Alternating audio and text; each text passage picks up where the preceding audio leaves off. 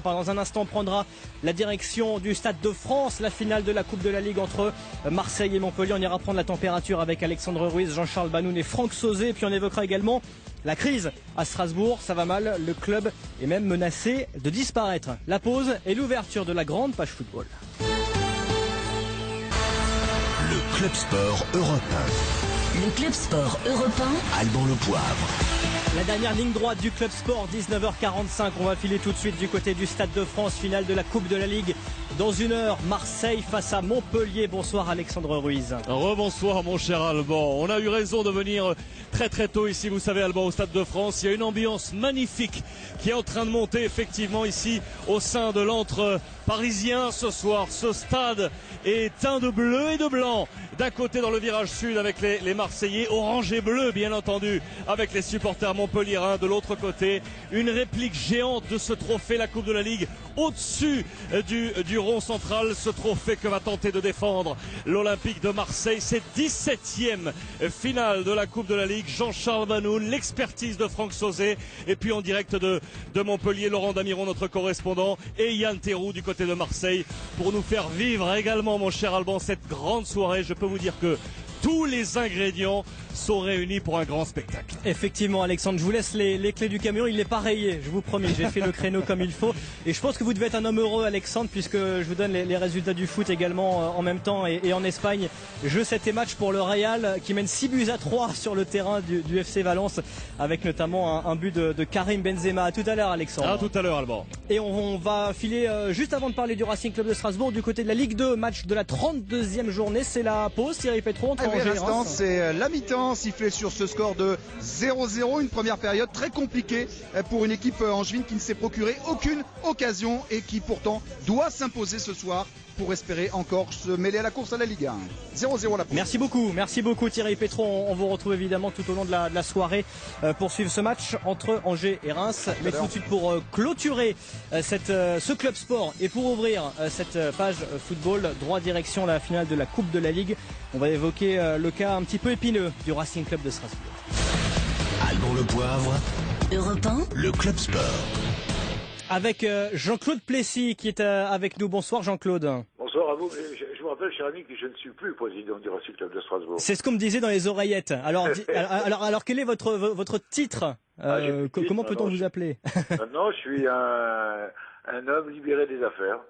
Mais en pleine connaissance du dossier du Racing Club de Strasbourg, tout de même. Parce que je me suis accroché, je m'y suis attaché, et bien entendu, je le vis mal et au quotidien. D'un côté, j'ai eu plutôt, je rappelle que le Racing Club de Strasbourg, puisqu'on parle de Coupe de la Ligue, je l'ai vu gagner la Coupe de la Ligue il y a 5 ans seulement, devant Caen. Donc ça veut dire que c'est un club qui vient de très haut et je rappellerai aussi surtout que il y a un enchevêtrement c'est un tsunami plus c'est un tremblement de terre parce que tout s'est mélangé pour que ce club arrive là. C'est pas la faute de l'un, c'est pas la faute de l'autre, c'est tout un souci et c'est surtout, je pense, il faut bien y réfléchir parce que ça peut arriver à d'autres clubs. C'est les gros clubs qui peuvent avoir un accident industriel. Moi, je me rappelle quand j'étais à Sochaux, on a rencontré à Strasbourg qui était dans la première moitié du classement et qui en fin de saison est descendu parce que sur les 10 derniers matchs, ils n'ont pas pris de points. Et puis l'année d'après, avec un effectif qu'ils avaient gardé pour remonter tout de suite, ils ont échoué la dernière journée pour remonter. Et puis l'année d'après, ils avaient gardé un peu le même effectif pour essayer de remonter, et puis ils sont pas remontés avec les accidents qu'il y a pu y avoir, les blessures et tout, et ben ils sont descendus en national. Alors tout ça, ça entraîne des problèmes budgétaires extraordinaires. Entre-temps, le club avait été vendu sans doute pas aux plus compétents des gens, parce que c'était pas du tout des gens du football ni des affaires, c'était plutôt des gens qui travaillent à Londres dans les affaires. Dans la finance, et quand on travaille Ils sont là pour faire du chiffre. On est là pour être investisseur, on n'est pas là pour avoir un retour immédiat. Et à partir de là, ça démarre. Donc l'ancien propriétaire a vendu le mieux possible. Ceux qui étaient repreneurs, qui étaient le groupe alsacien, n'a pas voulu acheter ce prix-là. Et aujourd'hui, on est arrivé dans un système où je ne vois pas du tout comment on peut s'en sortir, même si on pouvait monter en Ligue 2. Aujourd'hui, financièrement, je rappelle quand même que l'actionnaire qui est très critiqué, et il est critiquable, mais j'essaye de rester un peu en dehors de tout ça, il a mis 7,5 millions quand même dans un club qui est en national aujourd'hui. Donc, il faut respecter tout le monde et l'argent de tout le monde. La mairie, aujourd'hui, c'est sans doute la mairie de Strasbourg, ils font tous les efforts possibles pour que garder leur club, mais les efforts possibles, ils sont limités à quoi? Ils ne peuvent pas mettre de l'argent, ils ne peuvent pas reprendre le club. Donc, c'est un problème très compliqué. L'actionnaire, il a investi, mais je crois qu'il est au bout, il a plus envie.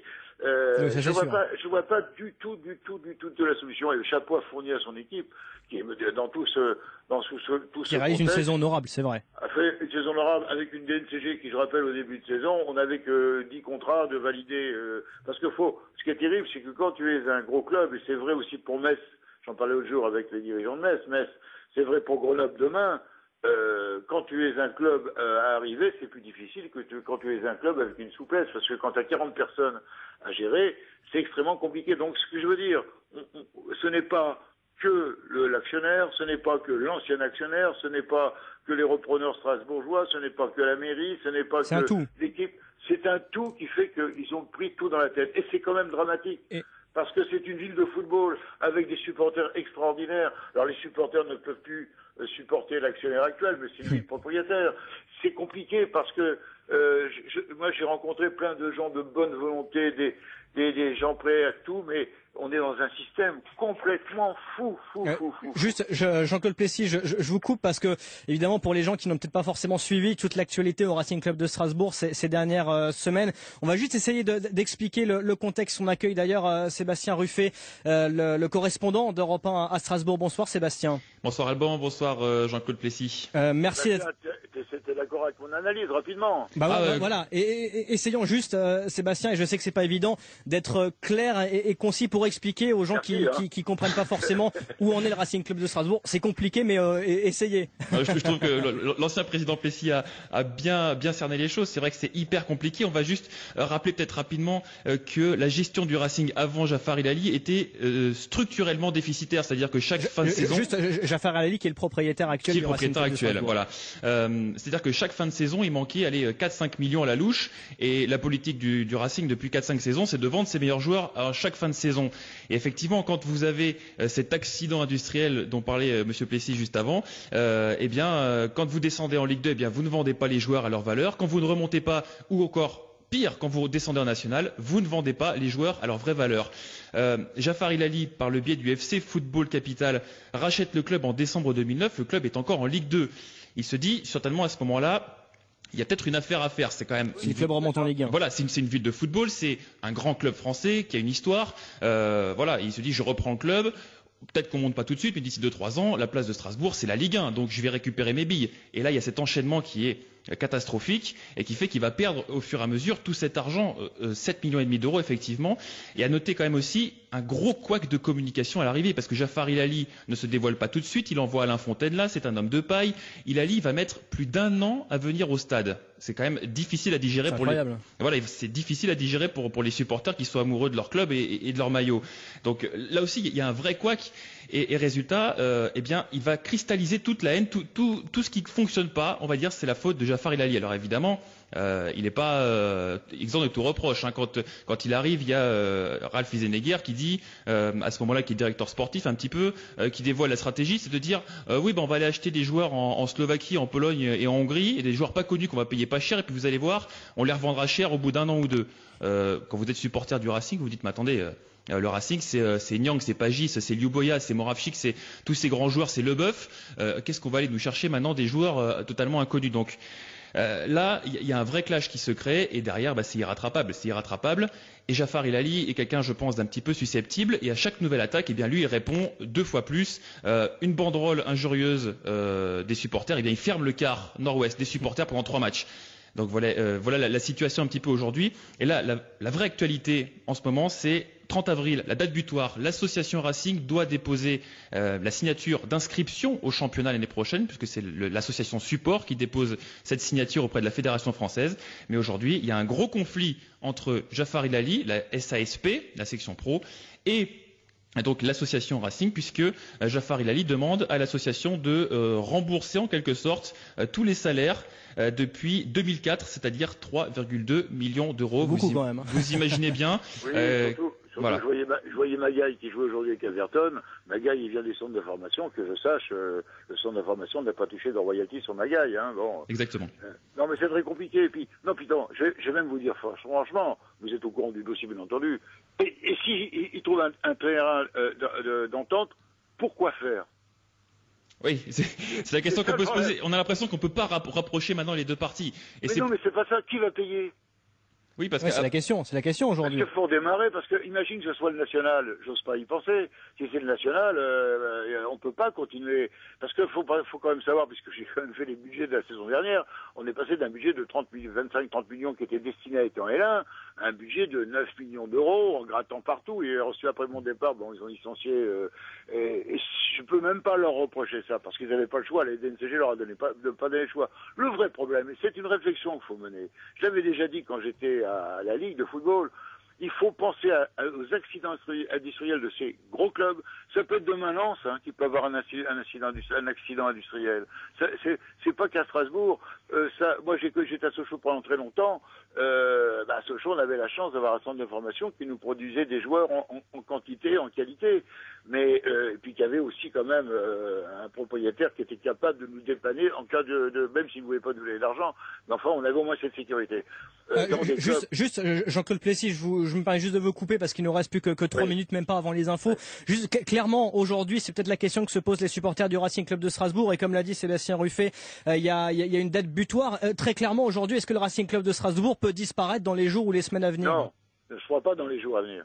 Mais la grosse question de savoir comment on repart l'année prochaine, c'est tout. En tout cas, le club terminera. Juste, Sébastien, le club terminera la saison nationale quoi qu'il arrive. Oui. On peut rassurer les supporters là-dessus quand même. Oui, bien sûr. Les supporters et surtout non, ça serait vraiment stupide. Il reste 8 matchs, 7 ou 8 matchs, et c'est encore jouable. Faut y croire. Les joueurs y croient. Moi, et si Strasbourg monte, la situation sera différente? Si Strasbourg remonte en Ligue 2? Très peu. Elle sera bien sûr différente mais aujourd'hui, il n'y a plus de sponsors qui veulent venir à Strasbourg, puisque les dirigeants ont complètement déserté. Il n'y a personne au stade, il n'y a personne pour recevoir le maire quand il vient, ou les notables. Il n'y a plus personne. Il y a un type qui expédie les affaires courantes. Il n'y a plus d'animation. Bon. Et les sponsors, ils vont venir comment? Ils ont été un peu dégoûtés ces derniers temps. Donc je veux dire qu'il y a tout à refaire, parce que le problème, c'est qu'il faut qu'il y ait des gens qui soient au moins ou du football, ou au moins qu'il y ait une culture chef d'entreprise, alors que nos amis londoniens ont une culture trader. Ils savent pas, ils connaissent pas les lois sociales, ils sont assez brutaux. Et oui, ce sont que des chiffres en fait. Eux, ils ne s'intéressent qu'aux chiffres. Et Jaffar, moi je l'en veux pas, je crois qu'il est tombé, il s'est fait avoir, quoi. À un moment donné, il a acheté un truc, c'était pas du tout ce qu'il voulait. Et maintenant, il sait plus quoi faire avec la patate chaude maintenant. Voilà, et comme c'est un orgueilleux, et puis il s'accroche, il veut pas partir sur un échec, et puis il a quand même 7,5 millions dans le turbin quand même. Et maintenant c'est trop parce qu'avec 1 million ou 2, à la limite, il peut dire je m'assois dessus, mais maintenant 8 millions d'euros, il peut pas dire je jette ces 8 millions. Donc à la limite, il est même presque prêt, il l'a dit récemment, à déposer le bilan, à repartir en division d'honneur s'il faut. Ça paraît excessif évidemment, mais c'est pas possible ça. S'il dépose le bilan, il y aura un commissaire qui viendra et ça repartira, mais ça repartira pas avec lui. Bon, en tout cas, on a bien compris que pour l'instant, en tout cas, le Racing Club de Strasbourg ira de toute façon jusqu'au bout de la saison. Ce serait évidemment bien pour les hommes de Laurent Fournier de monter en Ligue 2. Non, le plus important, c'est que je sais pas comment ça va. Très rapidement, Jean-Claude Plessis. Mais il y a un potentiel. Et si ça doit repartir à un plus bas niveau, eh ben ça repartira à un plus bas niveau. Et puis on va reconstruire, parce qu'il y a un centre de formation performant, c'est le 5e centre de formation de France. Vous imaginez, mais aujourd'hui, comment voulez-vous que les parents amènent leurs gosses au centre de formation? Je crois qu'il faut bien qu'il y ait une réflexion amenée à la fin de saison. Qu'est-ce qu'on fait? Parce que c'est pas la peine de continuer dans ces conditions-là. Bon, on a bien compris votre message, en tout cas, Jean-Claude Plessis, le Racing Club de Strasbourg, qui continuera, en tout cas, c'est votre message, vous l'ancien président, jusqu'à la fin de la saison. Strasbourg qui est 4e du championnat du national. On l'aime la méno, hein. Quand on y a goûté, on aime ça. C'est vrai. Et on sait que vous aimez ce club. Merci beaucoup, Jean-Claude Plessis, d'avoir été sur Europe 1. Un grand merci à vous. On va remercier également Sébastien Ruffet pour cet éclairage sur le Racing Club de Strasbourg, notre correspondant dans le Grand Est. Merci beaucoup, Sébastien. Merci à vous, bonne soirée.